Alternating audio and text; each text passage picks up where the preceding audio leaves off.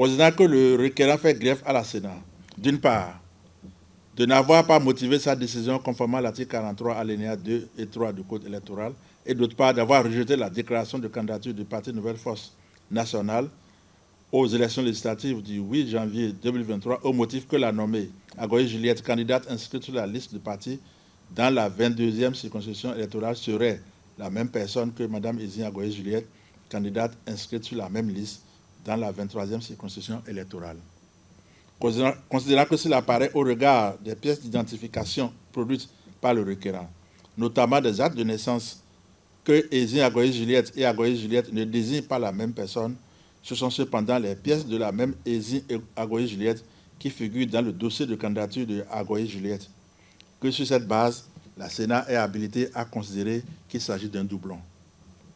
Considérant qu'au demeurant, l'analyse des éléments du dossier révèle également d'autres irrégularités, dont notamment la violation de l'article 151 du Code électoral par la candidature au poste du suppléant de M. Madjidou Apana, né le 14 février 1999 et qui, à la date d'entrée en fonction des députés le 12 février 2023, n'aura pas encore les 25 ans d'âge requis. Le positionnement au titre des sièges réservés aux candidatures féminines du même Madjidou Apana, suppléant dans la 13e circonscription électorale, un candidat de sexe masculin, qu'au regard de tout ce qui précède, la liste de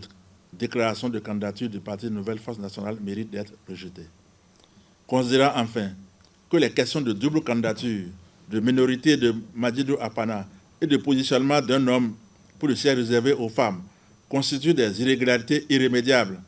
que l'octroi d'un délai de 72 heures par la Sénat ne peut permettre de corriger au regard de l'article 41, alinéa 6 et 7 du Code électoral suscité, qui ne peut donc être fait grief à la Sénat d'avoir agi comme elle l'a fait. En conséquence, article 1er dit que la requête est irrecevable.